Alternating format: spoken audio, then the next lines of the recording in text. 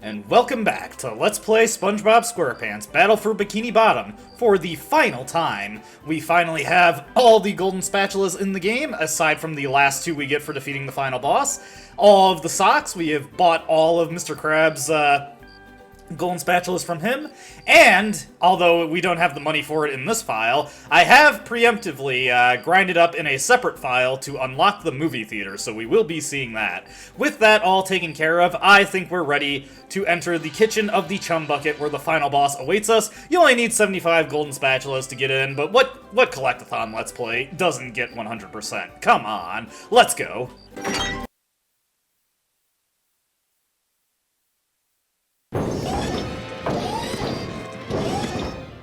Look at that guy, with that big square head and those short shorts. That's the most hideous thing I've ever seen.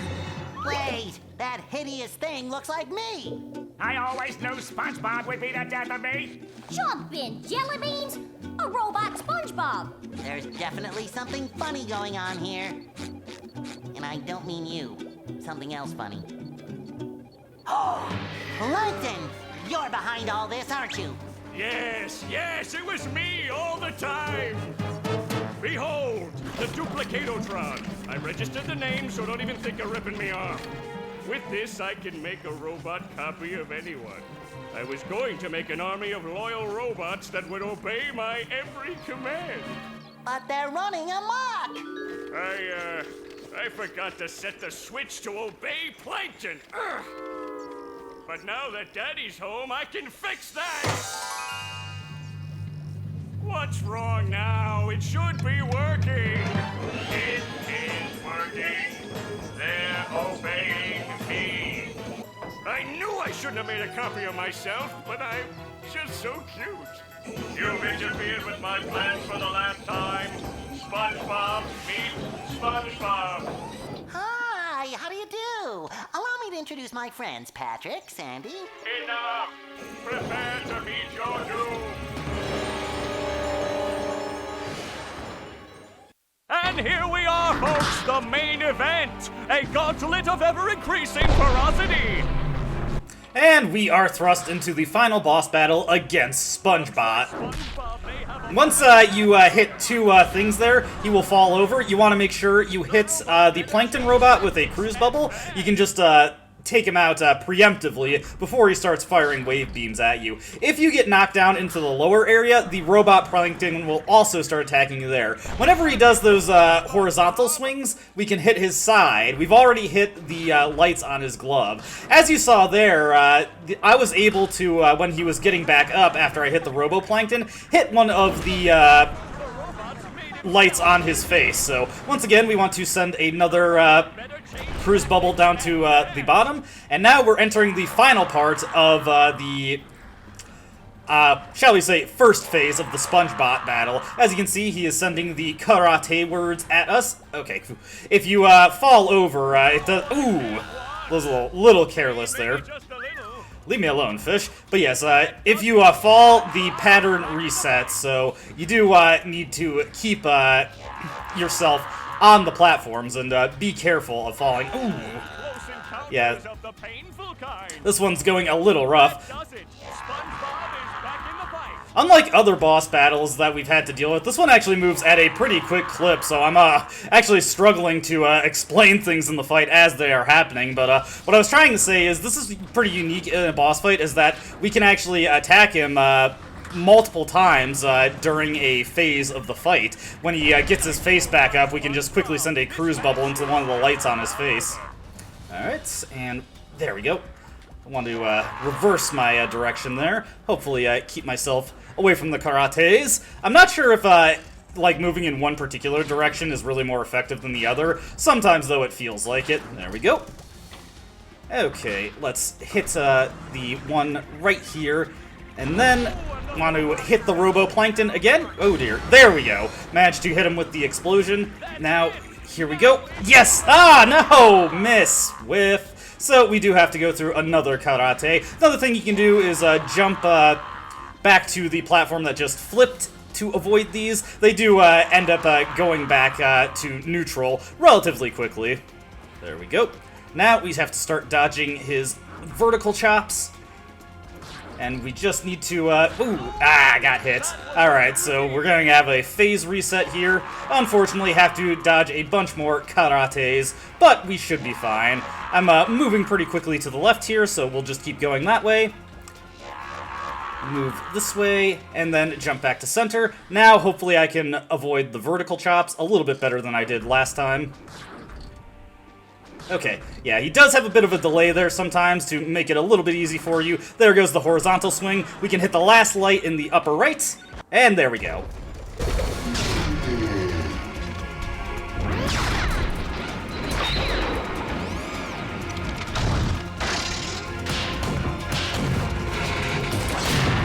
No!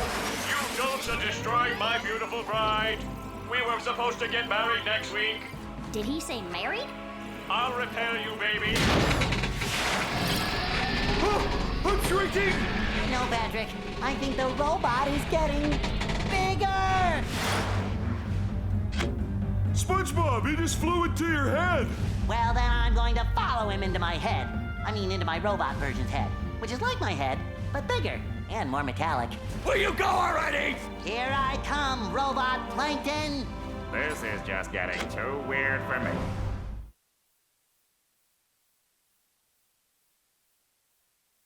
Will SpongeBob be able to neutralize the giant robot's brain? So yes, for this final battle, it is purely SpongeBob. There are no phases involving Patrick or Sandy. Pretty big lost opportunity there, I'd say.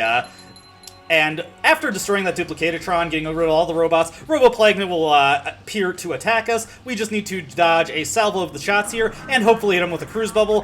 Roboplankton will juke to the left or right. You just have to call it correctly to hit them, and it can be difficult depending on the platforms you're on. This second phase of the fight is pretty unique, as it is a major platforming section rather than a straight fight, and it is difficult. When I played this game as a kid, I could not, for the life of me, get past this section. I was walled out from beating the game because of this platforming section. You do not get any checkpoints in this area, so if you happen to die, you have to start over from the beginning. There are no, there's no ability to start midway through, which, like I said, this part can be surprisingly difficult, so you want to be careful. You just want to jump over the salvos of Roboplankton shots, usually after, like, 2 jumps, and I missed there. If you time it just right, you can also hit him with the AoE from the explosion, but yeah, you just want to, like, after 2 jumps, usually, the salvo will end. 2 or 3, depending on when your first jump is. Alright, he's going to the right here. There we go. That's what I was talking about, where if you detonate the cruise bubble by him, that's another way you can destroy him. So, we definitely want to avoid as much damage as possible, because the 6 underwear we get, that's the 6... Or the 6 underwear we start with, that's the 6 underwear we get. And naturally, this fight is pretty difficult if you only have 3 underwear. Yeah, no healing items here either, which is another thing that makes this pretty difficult. And obviously, if you fall, which heaven forbid, but if you fall, also getting sent back to the start there. Take out this monsoon, and we'll go for a bubble bowl here. The bubble bowl just has such a bad tendency to break when going over that ramp, so I'd honestly recommend just using the cruise bubble instead. It takes quite a while for that Duplicatatron to start spitting out other robots, so you don't really have to worry about that. Alright, he's going right. He's going right. But a little too far, yeah. Sometimes you just have to call it. It's a good idea to keep a good amount of distance from Roboplankton so that you can call those a little bit easier. Or if you want to get really risky, you can get up close and maybe, just maybe, detonate it at the right time. But no. So, now that we're on a phase of the fight that we're actually stuck for a little bit, I do want to talk about how this is SpongeBob only, but there is game data for a phase of this fight for Patrick at the least. You probably saw how the SpongeBot grew the anchor arms, and it had those little inflator tubes on it, or tubes where like you blow in the air.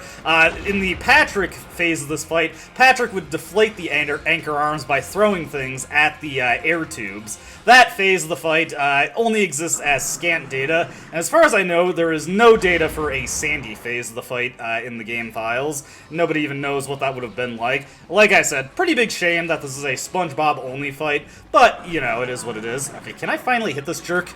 Yes, there we go. Plankton can be very, very tricky to hit sometimes. Sometimes he'll just move in just the right way that you just miss barely. It's so frustrating.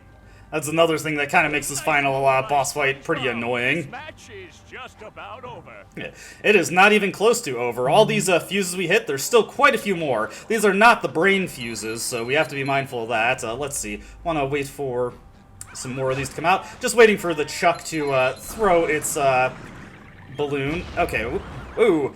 Be careful, because nothing is worse than getting tossed off of the platform by a hammer or a Chuck. Just want to be very careful. I can hear another missile coming in. We got another hammer here. Take this thing out. Make sure we're in striking range. We just want to let the Chuck throw another missile so that we don't have to worry about getting hit while we're firing the cruise bubble.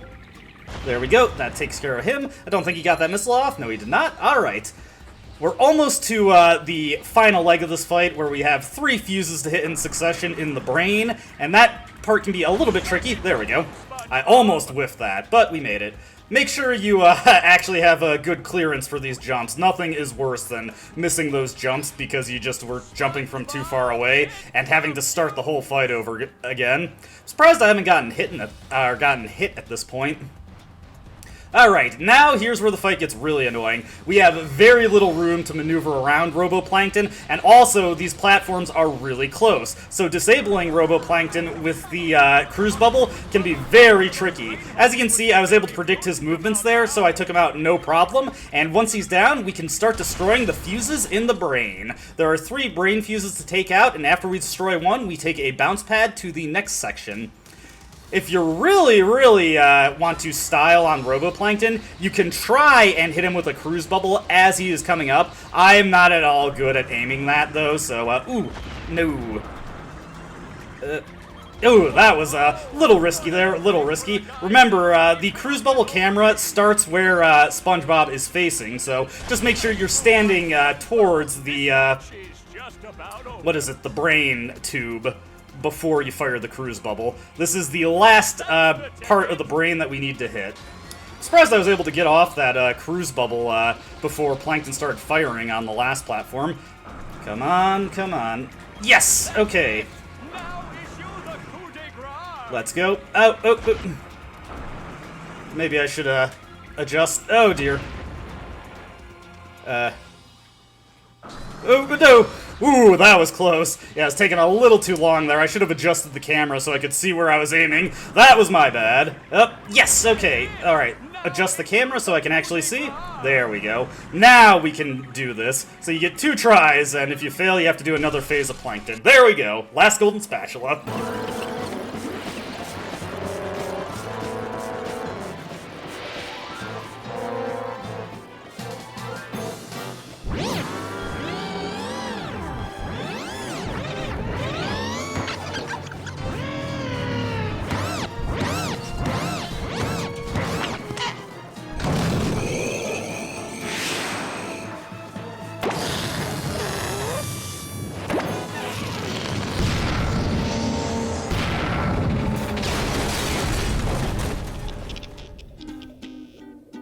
SpongeBob, you did it!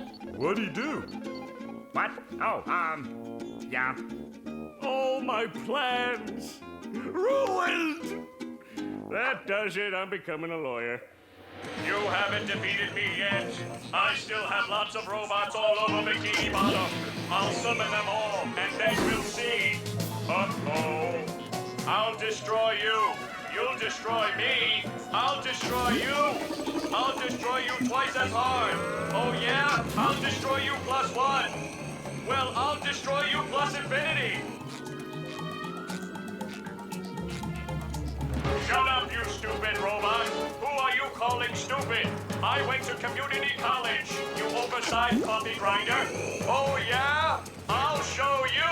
Come here and fight like a mono. Well, Plankton, I hope you learned your lesson. Oh, I certainly did. Next time I'll get it right. Ouch! We won! Who wants to get ice cream? I do.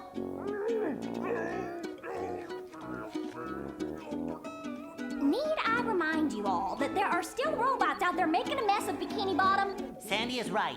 Well, I thought she was a squirrel. I'm being punished. I don't know for what, but I'm being punished.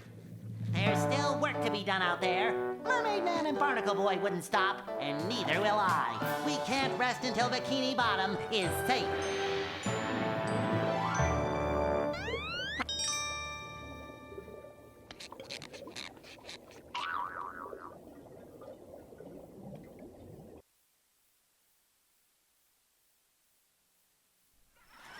Are you ready, kids? Aye, aye, Captain! I can't hear you. Aye, aye, Captain!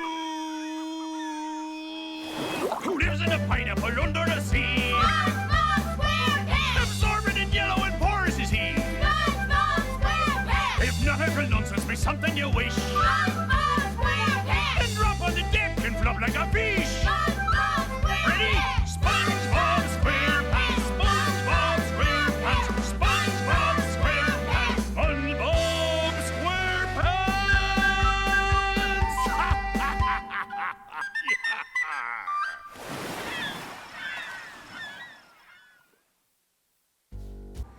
And with that somewhat strange ending, we find ourselves in the SpongeBall Arena, a credit sequence area where you can roll around as a SpongeBall in a little obstacle course, collecting shiny objects, though not any really good amount. And just, in general, it's here for fun. But yes, that is the end of SpongeBob SquarePants' Battle for Bikini Bottom. The segment where all the characters are singing the main theme only happens if you have collected all 100 golden spatulas. Naturally, we had 98, and the last 2 were awarded to us for each phase of the boss fight that we cleared. Now, you can leave the SpongeBall Arena by either pressing B or pressing the R trigger at the exit sign, but we may as well let the credits roll, even though we have a couple more things to check out before the game is over. Like I said, the SpongeBall Arena doesn't really result in a good amount of shiny objects, but you can test yourself and see if you can get through some of the obstacles here. Also, I think this is just a really nice game, so shouldn't it be proper that I give at least some recognition in any capacity to the people who have worked on it?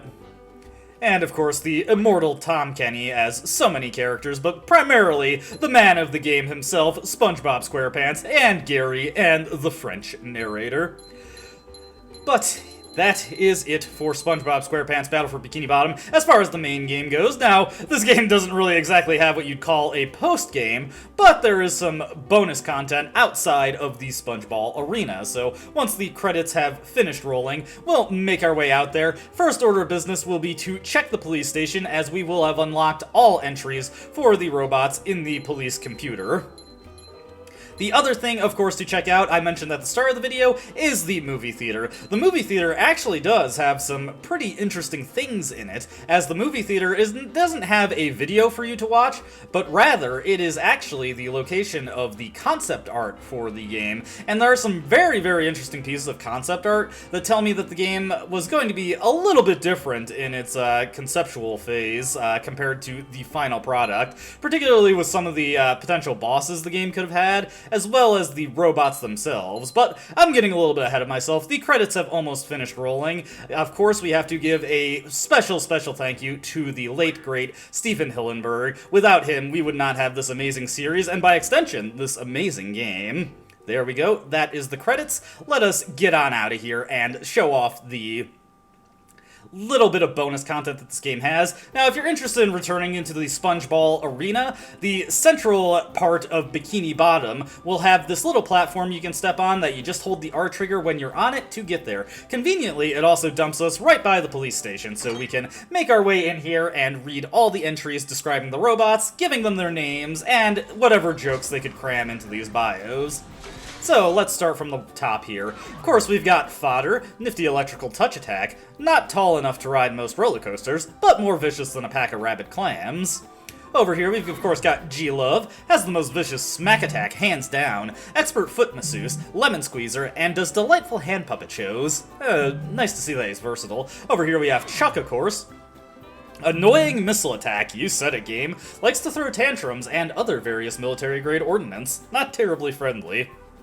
Over here, we've got Bombot. Bot follow you. Go boom. This is just the bot to get for the friend you like the least. Jesus, game. Over here, we have Arf. This here's one mean varmint. Packs a .45 caliber cat crusher. Most powerful doghouse made.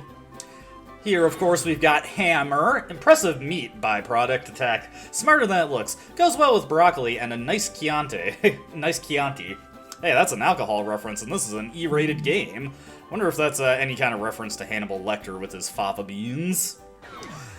Monsoon. Shocking electrical attack. Rather sensitive. Reads poetry. Likes plants and enjoys zapping wandering denizens. Also talks a lot to Raiden about memes. Tublet. Comes in 3s or in 6-packs with coupon. Inexplicable jello attack. Stays crunchy, even in milk. Okay. Here we've got the Bzz bot. Lemon-scented gamma ray attack. Somewhat unpredictable. Borrows money without returning it. Blast things at random. Here I thought these were like attacking coffee thermoses. Arf dog. Pesky little critter. Bites the hand that feeds it. Impressive array of tricks. Fetches sponges, chases squirrels, spontaneously combusts. One of these is not like the other. Tartar. Uncanny flying tartar sauce attack. Smells somewhat better than stale fish. Over here we got Sleepy Time, mostly harmless, unless woken, somewhat moody, likes to express himself by blasting everything in sight or finger painting. Nice to see that he has hobbies. Over here we've got Slick, disgusting oil blob attack, doesn't wear underwear or bathe very regularly. Ew. Although he is a robot, so I guess it doesn't matter that much. Just the kind of bot your mother warned you about, kids. I know my mother warned me about Slick. Chompbot. Somewhat unstable critter. Beware his stinky doggy breath. Likes to chew toys, random citizens, and mimes. It's a good thing that mime we saw in the final cutscene was only there at that point in the game, or else he could have had some trouble. Especially if he was in downtown Bikini Bottom. And, of course, we've got Plankton. Plankton is the finest model citizen I know. He likes helping people, singing, hacking computers. Never mind that last bit. Plankton's the best. Plankton. 1% evil, 99% hot gas. With that taken care of, we want to quit the game and return to the title screen. Don't really care about losing any unsaved data, because I did not save any data. We'll get one last instance of the SpongeBob SquarePants theme song before we make our way into my pre-made file where I have already unlocked the movie theater. So let's head in here. You probably noticed on the load screen, sometimes the preview image can be a little bit buggy, and let's just use our SpongeBall to make our way over to the movie theater. Get to see the sights of Bikini Bottom one last time before the game is over. Take it all in, everybody, but seriously, I hope you enjoyed watching these videos, because I absolutely enjoyed making them. I love this game a lot, and I was so happy to just be able to show it off. I think it's a classic, and if you've never had a chance to play it, you should give it a shot. Here, we've got SpongeBob SquarePants Battle for Bikini Bottom concept art. You can press the A button to advance the slides. As you can see, we've got concept of a Squidward robot boss, who sadly did not make the final cut, although I hear this was included in the multiplayer mode of the remake, Battle for Bikini Bottom Rehydrated. I've never actually checked out that remake personally. Here we've got a cut costume for SpongeBob. Bit of a shame that we didn't get alternate costumes in this game. This Mermaid Man costume was present in Revenge of the Flying Dutchman, and is also an unlockable in the SpongeBob SquarePants movie game for consoles. Here we've got probably like not SpongeGar, but Caveman SpongeBob. Those are two distinct characters. Let's see, I'm guessing this is a concept of a more realized level for Sandy's Tree Dome that unfortunately did not make the cut. Bit of a shame. This is definitely Sand Mountain, and this is, you know, they don't exactly have the ski lifts, but still pretty accurate to what we ended up seeing in the final product.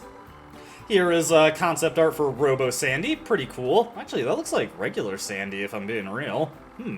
Maybe not Robo, interesting. Of course, here is the Texas Dream. Hey, that's actually kind of cool. So originally Sandy might have slid on her tail, but I guess since Sandy has shellboarded in the series, it made more sense to give her an actual shell to slide on. This seems to be Rock Bottom, not really anything too fancy. Looks pretty similar to how it is in the game.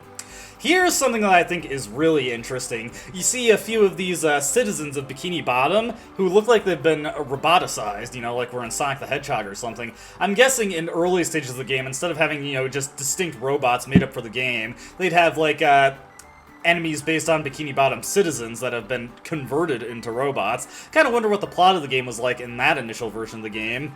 Here we've got, oh man, what was these guys' names? Tublets. And Chuck, of course.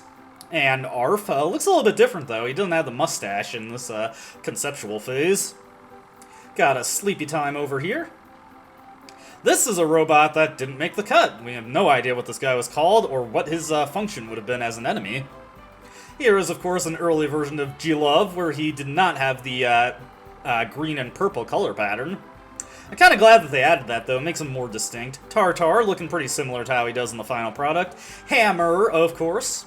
And let's see, the early conceptual versions of the Tikis, as you can see, the Flying Tiki looked quite a bit different, as well as the Thunder Tiki. The remaining Tikis, though, are pretty similar to how they appeared in the final product. I kind of like the in-game version of the Thunder Tiki, so that was a good redesign on my part. It would have been kind of interesting to see the old Flying Tiki in it.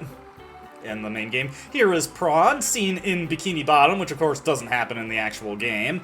Does make me wonder if in some version of this game they planned on having, like, animated cutscenes or animatics or something, you know, like, in the style of the actual show. Here we've got concept art for Robo Patrick, pretty similar to how it was in the final game in the Industrial Park. I watched a video that pointed out it's kind of funny how often the Industrial Park appears in SpongeBob video games, even though it was just, like, an area that appeared for 20 seconds as a joke in one episode.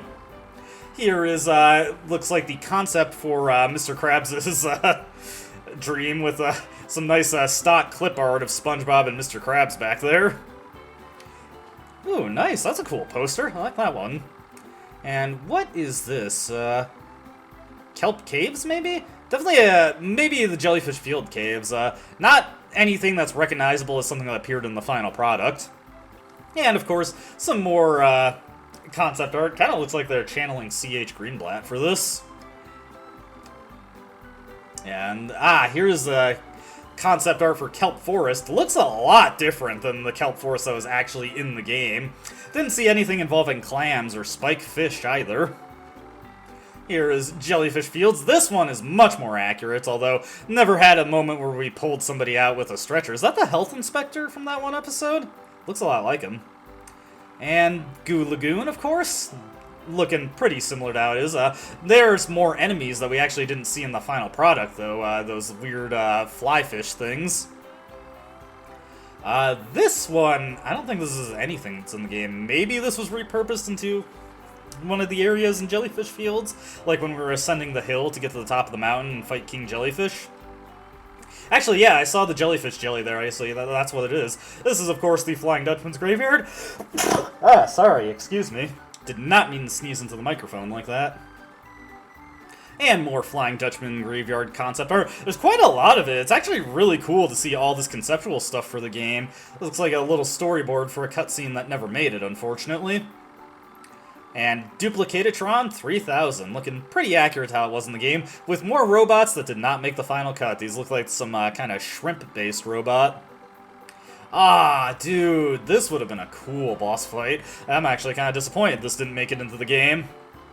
And that is it for the concept art. Once you close out of the video, you can wander around the theater a bit. There's a guy in here you can heckle, but otherwise there's not too much to see. Nothing on the roof either. And with that all said and done, that is it for SpongeBob SquarePants Battle for Bikini Bottom. As always, and I said it before, but just really have to emphasize it again, I really, truly hope you enjoyed watching it. Hope you enjoyed watching these videos as much as I enjoyed making them. I love this game a lot, and if you hadn't seen it before, I hope it inspires you to check it out. If you have seen it before, I hope this was a nice trip down memory lane. I think this is a wonderful game, and anybody who's an enthusiast of collectathon platformers, I would advocate that they play it at least once.